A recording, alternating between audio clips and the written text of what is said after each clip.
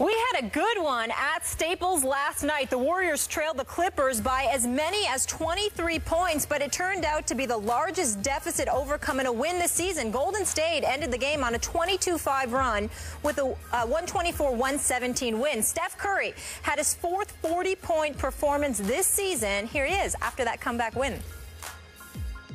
This just shows the resiliency of this team on the road against a good Clippers team, down 23, to never feel like we're out of it, fight our way back, get within one. They go up by 10. You feel like you get deflated at that point, but we didn't. And just had confidence down the stretch and the maturity that we relied on starting last year and building and growing into this year. 13-0. Stephen A., how crucial was last night's win for the Warriors? I don't think it was crucial. I just think it's adding dressing, just adding icing to the cake that they already have and eat frequently against the Los Angeles Clippers. I just think it's one of those situations where, Blake Griffin ultimately said it correctly. It's not really a rivalry because the Warriors are simply having their way with the Clippers when it counts most. And that's what this comes down to right now. They're walking around as the reigning defending NBA champions. Last night, particularly in the fourth quarter, they were toying with the Los Angeles Clippers. They were having fun out there. That's the scary part about the Golden State Warriors right now. Steph Curry iced it up. I mean, when Chris Paul was absolutely displaying his greatness, going ballistic, when Steph Curry was on the bench in foul trouble, you just saw Steph Curry. You looked in his eyes and you knew that he was going to come out there and he was going to have something to say about the outcome of this game. He was not going to stand around and watch Chris Paul put on this show. Steph Curry showed why he's the league MVP. It wasn't because of his numbers. It wasn't because of the 40 or what have you. It was because you saw that he personalized the challenge that was standing in front of him, and he conducted himself accordingly. And then you saw the troops around him. They didn't just play role as spectators. They joined in on the party. Andre Iguodala, Harrison Barnes, Klay Thompson with that step-back three, which was a beautiful shot on his part. You just saw these guys stepping. Draymond Green, even undersized, playing the five, being as feisty and competitive as he is, a Tom Izzo kind of guy. You just saw all of that, and you just marveled at it, and you just said to yourself with the Clippers, they have, what are you going to say after this? You're up on your home turf by 23 to the undefeated, reigning, defending NBA champions, and you have a 10-point lead with 5 minutes left, and you still end up losing that game. Primarily, again, DeAndre Jordan is a force defensively with his shot blocking, his rebounding, etc. But because he is a liability on the offensive end of the floor, not just with free throw shooting, but he can't score unless he's dunking, that puts more of the onus on Blake Griffin and Chris Paul. And then I'm looking at Blake Griffin. You embrace the double team. You're spinning through it. You're throwing up ill-advised shots. This dude is a tremendous player and a star in this league.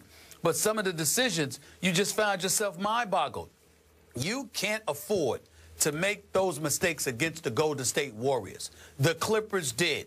And the reason why the win, again, is more icing on the cake than anything else, is because the Golden State Warriors established what they already knew coming into this game. The Clippers are formidable. They are a team to be reckoned with. But they can't mess with the Warriors, period. And the Warriors showed that in L.A. at the Staples Center last night. A devastating, demoralizing loss for the Clippers. More of the same for the Warriors. So is it too early in this basketball season to say that the Warriors now own the Clippers psychologically? I would say so. I don't think it's too early for that, Skip. And the reason I don't say it's too early for that is because the only thing that could change that is DeAndre Jordan becoming a force. Yep. How can you become a force when you have no post moves and you can't shoot from the free throw line? Completely agree. Then it comes down to Blake and CP. You can't. I think they're owned right now. I completely agree, which is why it felt to me last night as if the Warriors actually enjoyed falling behind by 23 points with 9:22 left in the second quarter of that game, because they knew deep down they could come back on this team.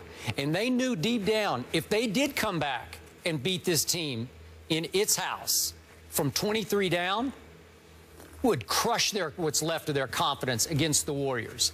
And that's exactly what they began to do.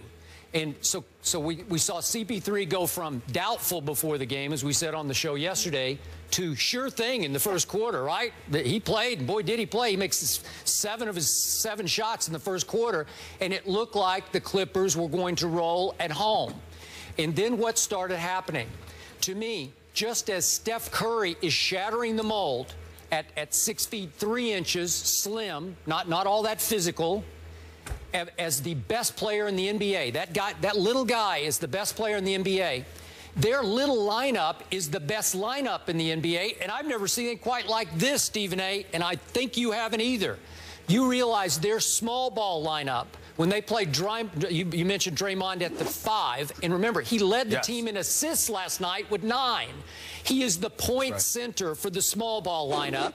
So you got Steph and Clay and Harrison Barnes and Iguodala, and then Draymond as your center. That lineup averages 6 feet 6 inches tall. Well, in today's NBA, you would say that's impossible. You're going to get killed on the boards, and they killed the Clippers on the boards. For the game, they were up 44-35 in rebounds. Guess who led the Warriors, the visiting team, in rebounds?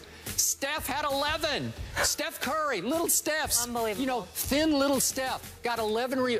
Obviously he's got to get some loose ball, hustle rebounds, but 44-35 in rebounds. And those 5 guys I talked about in the small ball lineup, they all in plus minus had plus nights.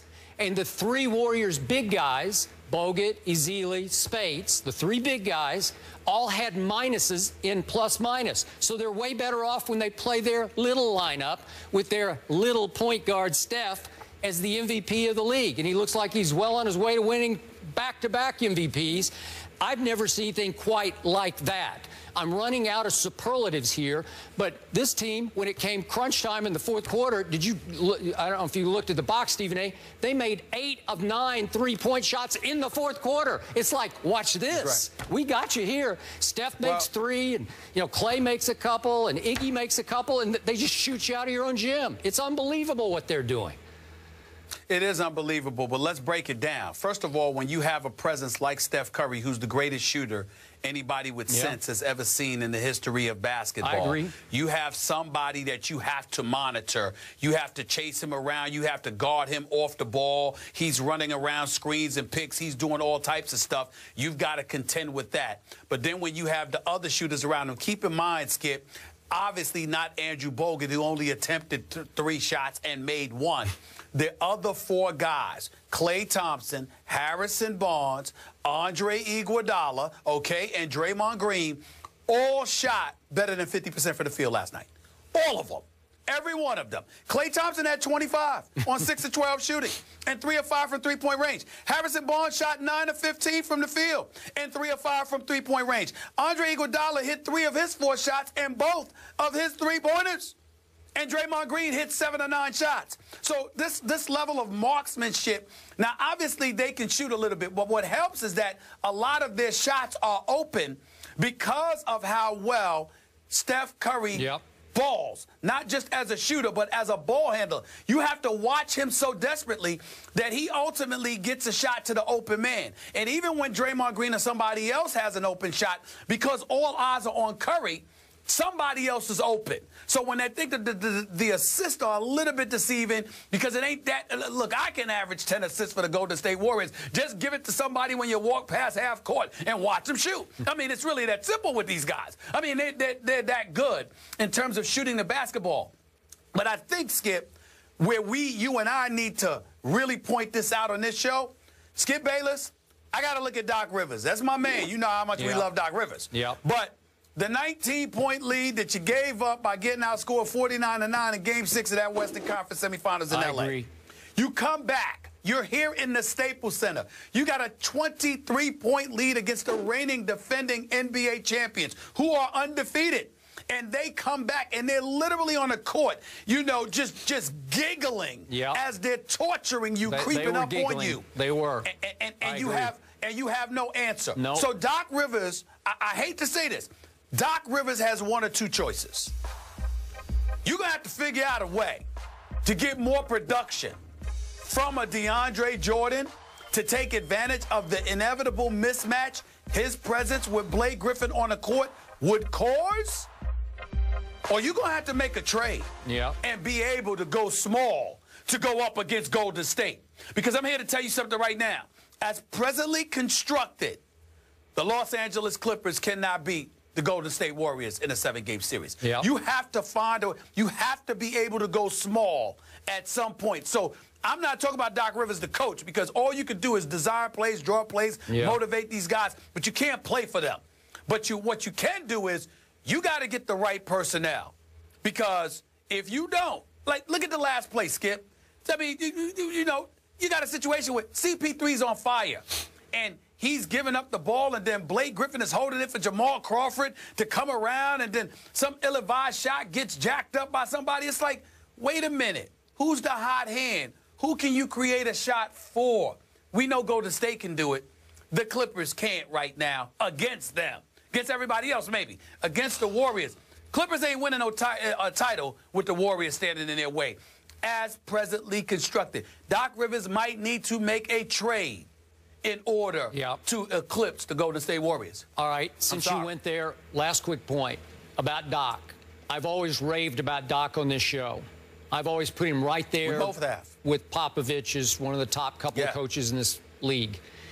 I've had two basketball, NBA sources I've known for a long time. You know who they are. They're highly respected. And both have mentioned to me in the last week, you sure about Doc? Just like that. You sure about him? Yeah, I think I'm sure, because he beat Popovich last year in the first round of the playoffs. And I was impressed, man. Game 7, Staples, CP3, rose and shone in that game. I give it up. I've been critical of Chris also. But at some point, you're going to have to hold the coach accountable, too, if they continue to fade. They added pieces. They weren't the pieces to beat Golden State, but they added pieces to get better and deeper, obviously, to shore up the second unit. But maybe that's not going to help against Golden State. It's not going to help against Golden State. I mean, Josh Smith, I like Josh Smith. I like Lance Stevenson when he keeps his head on straight. We all know Paul Pierce to be the champion that he is. He was the one that jacked up the shot, driving into the lane off balance, you know, going to the left side of the rim from the right side. I didn't put him in the strongest position. But here's the deal. That's a unit that can supplement your horses. They can't be your horses and beat Golden State. And so when you talk about Doc Rivers, I don't have any questions about Doc Rivers, the coach. Just like I have no questions about his assistants and Sam Cassell and Mike Woodson. Them brothers know what they're talking about. They know basketball. I agree. The problem I have with right now is, if anybody wants to question anything about Doc Rivers, it's Doc Rivers, the GM. You got to find a way to get the right personnel to compete with the Golden State Warriors. They are the champions. They are the standard right now. I don't want to hurt your feelings, Skip. Not the San Antonio Spurs. The Golden State Warriors right now are the standard. It's the direction that the league is going in. Even with your Spurs, as elite as they are, Kawhi Leonard is going to be the key, because, Skip, you're not going to be able to play both LaMarcus Aldridge and Tim Duncan against them and stop them. You're not going to be able to do it. They can score on you, but you will not stop Golden State with those bigs in there. You have to be able to go small. Kawhi Leonard is going to be a key. The Clippers don't have anybody like Kawhi Leonard. They don't have that guy that can score and can be a stopper. And that's your problem. Doc Rivers, the president of basketball operations, the GM, he has got to find a way to be able to go small to beat Golden State, because being large with DeAndre Jordan ain't gonna get it done. The Clippers will be perennial playoff contenders going home before the finals as long as Steph Curry and those boys are in Golden State with this roster, because they can't beat them. Not in a 7-game series. They can't do it. Sorry about this. No, go ahead. My Spurs beat Golden State at Golden State early last year, and they beat them late in San Antonio when Golden State was flying highest. I'm sticking with my Spurs. All right. I hear what you're saying. I'm saying they're the kryptonite. Okay. Speaking of Possibly. that golden You might be right. standard and that 13-0 tear, that hasn't happened in over a decade. The last time was 13 years ago. It was the Dallas Mavericks. So, again, just to put in perspective what they're doing. And the Packers were on a ridiculous tear, 6-0, and now they've dropped 3 straight. Lately, that bad man has been just bad, not in a good way. Well, that changed this weekend. The Vikings and Packers duke it out in an NFC North showdown. We'll get into it next.